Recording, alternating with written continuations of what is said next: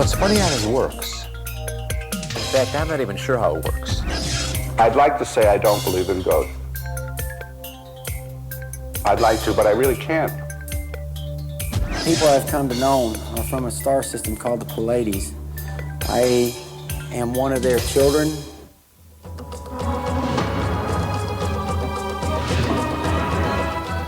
From the boundaries of the universe to the depth of your soul, embark on a journey through the unknown and unexplained as we explore mysteries, magic, and miracles.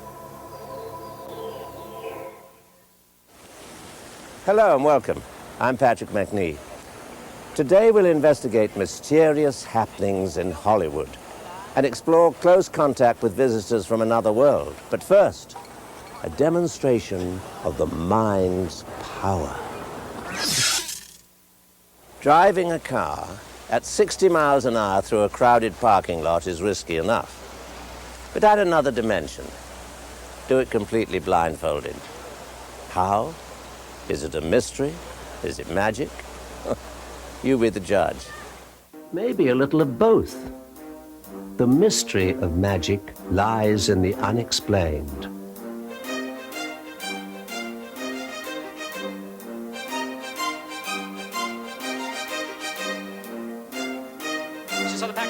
By its very nature, magic challenges you to question the strange and the unknown, while at the same time denying you the ability to know the answers. It's a royal flush in space, royal flush in arts, and a royal flush in light. That's all four. Illusion baffles us, just as a good mystery does, because we don't fully understand it. We just have to accept what our eye sees without knowing the hows or whys. And without these answers, we're left with a mystery.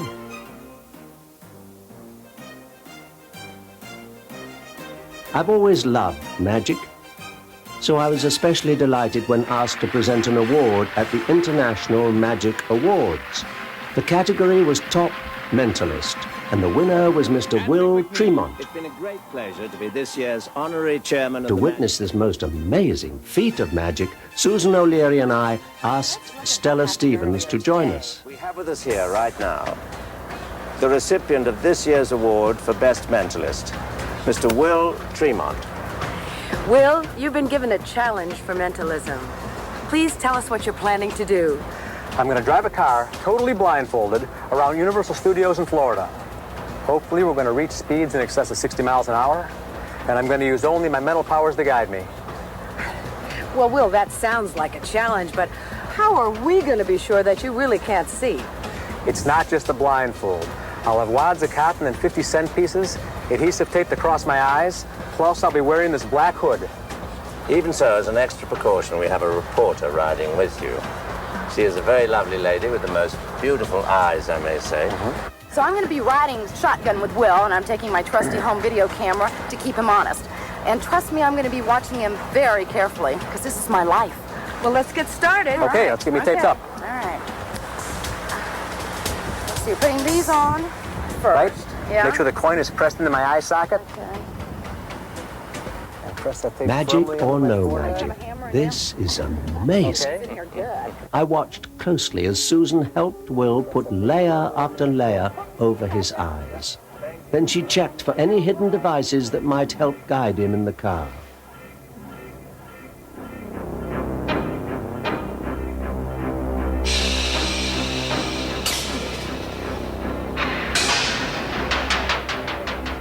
Are you nervous, Susan? No, not at all. Because I am.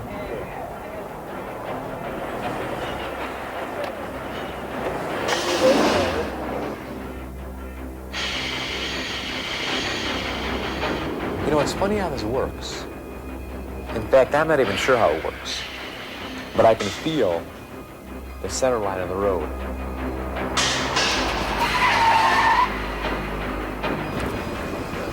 I got him at 64. It's kind of fun, huh? Exhilarating.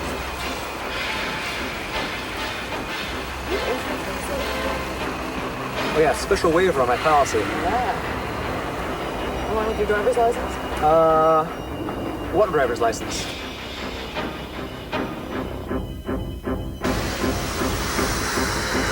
My partner just blocked Mr. Tremont on the radar, and I'm continuing to follow him out onto the road. We're very concerned for both his safety and that of the other drivers traveling around Universal Studios. I'm frankly amazed to see him negotiate turns, stop signs, and traffic signals without even coming close to another car. When we get to the main gate, do we have to pay? And if so, do you have $5, Susan? Sure, here you go. When those unexpected things happen, that's when it gets scary. And I guess that's also what makes it, I don't know, exhilarating. That's incredible. Thank you, Stella. Susan, did he at any time remove the blindfold? Not one time, Patrick. He never touched it. I mean, it was really amazing. I'm just glad I'm here to tell you all about it. Well, I think we ought to take the blindfold off now.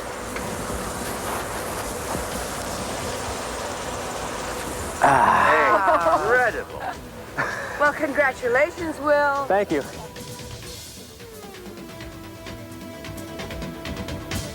Magic, with its many faces, entertains, intrigues, enlightens, and bewilders. But above all, it always leaves you with the question, how? Is it a mystery? Or is it just simply magic?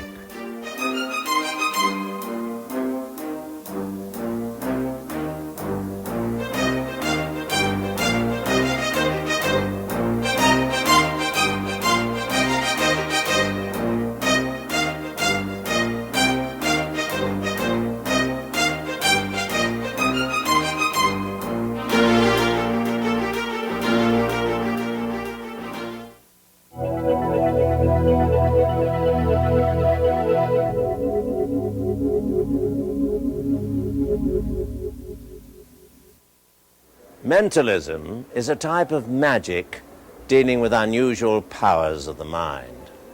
These range from an amazing blindfolded drive to mind reading or telepathy, such as duplicating a drawing made by an audience member and sealed in an envelope. Scientists have studied telepathy for years to prove the existence of extrasensory perception. Recent experiments by the late Charles Norton in Princeton, New Jersey, showed positive results, but the study will probably have to be duplicated before the scientific community is convinced. The brilliance of a Hollywood star never fades with age. In the movie business, some spirits of deceased celebrities are still searching for the bright lights. From Hollywood studios to stars' homes, even the dead cannot resist being in the limelight. From the outside, these studios look like just another industrial warehouse. But there's more going on here than just movie making. On a prison set, unusual sounds, strange movements, and unexplained happenings have become almost commonplace. I can't really, count the number of times that something strange has happened down here. I can just tell you that the employees do not like to be down here at night alone. Well, we had an operational manager who, I don't know, he got in a fight with his wife or whatever the reason was, but he decided to stay in the corporate offices overnight. He heard some noise and he kind of woke up and looked, and there was a lady in a green dress. I don't know, he said she looked 25, 30 years old, run through the offices. And he looked through the blinds into the corporate meeting room. And he went in, and there was nothing. And he was pretty shook up the next day. He didn't want anybody else to know about it when he came and talked to me. He was afraid what people might think of him because it sounded so, so strange. Tom Mix, the famous cowboy star of the silent movies, does not rest in peace. Since his death in 1940, 2 families have occupied his house. The second family left over 3 years ago. Since then, it's remained vacant. Both families claim the house is haunted. Tom Mix was killed in an automobile accident in his 60th year. When he slammed on his brakes, his luggage, which was stowed in the back seat of the car, smashed into his head and broke his neck. He was buried in his White Ranger suit his white riding breeches, his handmade boots, and a diamond belt buckle that spelled out his name. The last family that lived here have told how one night, as they were getting ready to take a trip up north for the weekend, they experienced a very strange phenomenon.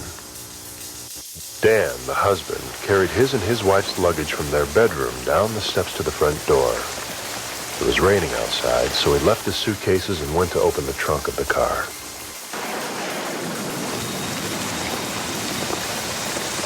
On opening it, he saw that it was filled with gifts and that there was no room for their luggage. So he closed the lid, opened the back door, preparing to stow the suitcases in the rear seat. He then ran back inside, only to discover the luggage was gone. He called to his wife Tracy to ask if she had taken them. No, she hadn't. Together they looked all through the house, but couldn't find their luggage anywhere. Then Tracy heard a sound from downstairs. It sounded like a door closing, so they went to investigate. The downstairs bedroom used to be a master suite connecting to the bathroom and dressing area. It was Tom Mix's bedroom. Dan and Tracy didn't use it as their bedroom because it always felt cold and damp.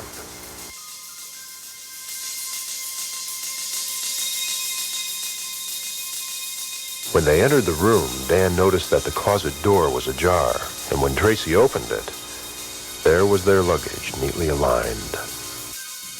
They never did find out how that luggage got there, but they learned that the night Tom Mix died, it was raining, and he was heading north for the weekend. Internationally known artist Charles Bragg lives in a home with a uniquely star-studded legacy. This is an old house, and it was originally built by William Randolph Hearst for Marion Davies' favorite director, Robert Vignola. And from what we understand, he would rehearse her up here. There's a little theater downstairs with a proscenium and curtains, and it's like a tiny theater. And she would come up here and rehearse with Vignola, and then twice a week, William Randolph Hearst would come up here and she would put on little shows for him. I'd like to say I don't believe in ghosts. I'd like to, but I really can't. It seems to me that for so many years and so many experiences by so many different people, that it's not beyond the realm of possibility that there is something going on in this world, and in the Hollywood Hills in particular. Well, this is my studio, and it's a very important room to me, and I'd worked here for a couple of months before I realized that this is also where Marion Davies put on her little shows for William Randolph Hearst. And I thought it'd be a good idea to just hang curtains on it, you know, just to add a little atmosphere to an artist's studio. And it seems that that's when things started to happen on this platform, after the curtains went up. Suddenly our dogs started to respond. Right around 8:15 in the evening, they would be sound asleep, just relaxed by the fireplace. And all of a sudden they would jump up, get very alert, and then both of them simultaneously make their way down this little passageway, sort of almost a secret little passageway down. And I just find them down there just sitting in the dark, looking straight towards the stage.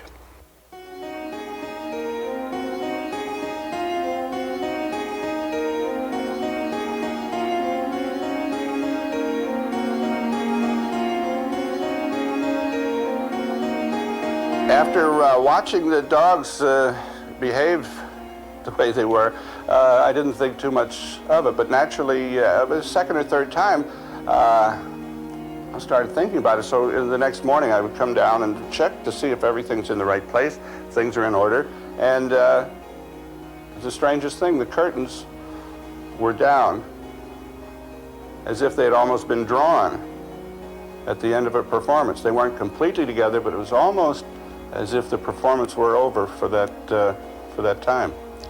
And so I put them back up and tried to paint and forget about it, but I can't.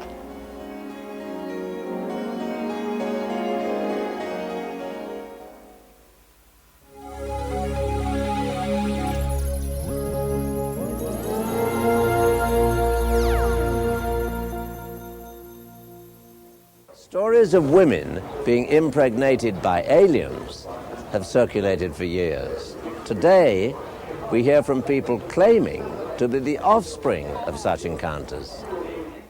It can be a traumatic experience to meet your biological parents if you've been adopted. But what if your father is an alien? This is the story Eddie Page told us. I am a genetic experiment that has evolved for the last 40 plus years. The people I've come to know are from a star system called the Pilades. I am one of their children, and I am one of many children. I want people to know that I am not the only one, because I have 7 sisters who are identical to me. I am a sister of the seven sisters of Eddie Page, the hybrid alien. I don't like the word alien. I like to call us celestial beings. From the period of 1953 to 1955, with the knowledge that the United States government received from these beings from the Pleiades, there was genetic experiments allowed for certain technology exchange under the understanding that this technology would be used for the benefit of all mankind. There was a list given to the United States government of the women that was selected at random to participate in these genetic experiments. My mother happened to be one of them participants. My mother wasn't supposed to have children. She had a complete hysterectomy, but about 4 months later, I was born. When we were born, we were sent back out west. We've been told to a base, a military-sponsored base, where these children were analyzed and kept in isolation. And then the government selected government-sponsored families to raise these kids as humans. I have been experiencing things all of my life, not realizing what it all meant until about the last 9 months, 10 months. And as a child, I was experiencing beings in my bedroom. What was your first encounter like? It was very traumatic to actually see something that I've been raised all my life that doesn't exist, to actually see a craft land in front of me and beings come off and say, they are why I'm here. I've got to know my father, who is a Pleiadian from a planet in the star system called Treasuous. I have been a healer all my life, and I've had a light that pulsates through my body, which has had a tremendous effect on catastrophic diseases. Eddie told us about an unusual experience he had while in the Marine Corps in Vietnam. Our mission was to assassinate the premier of North Vietnam. At this time, there was 12 of us that sent out on this reactionary team, and we were, something went haywire, and every one of us got killed. And I remember all of a sudden, there was no existence no more. It was just like everything had stopped for me. And I remember a very bright white light. I don't know where it came from, but the next thing I know that I'm looking down and I'm seeing my body being restructured. I'm seeing some odd, there was like 7 or 8 odd looking beings. They were working on me. When Eddie was taken up on the ship, I was by his side the whole time and administering my light to him, to his forehead, while they were replacing his body with the 8 alien organs. And then, next thing I know, I'm found 11 days later in a rice paddy, and I'm picked up by the U.S. Army. Medical records and medical tests done here in the past year and a half have substantiated what I've been saying, that a lot of my internal system, my heart, my blood cannot be identified, even to the existence I have an extra vertebrae and an extra rib. Eddie and his sister Victoria report seeing the Pleiadians often. They'll always throw flares. Sometimes they'll throw as many as 20 flares down in a location, kind of a little celebration. They will throw out streamers, which, like what she says, like they look like flares. And what they are electrical streamers, and they charge the atmosphere. And this is a way of identifying themselves. According to Eddie, the Pleiadians have been visiting our planet for thousands of years, nurturing our growth. And, he says, the best is yet to come. I will tell you, probably in the year 1997, there's going to be one of the most beautiful announcements in the world has ever known. It's going to be the greatest event that mankind has ever known.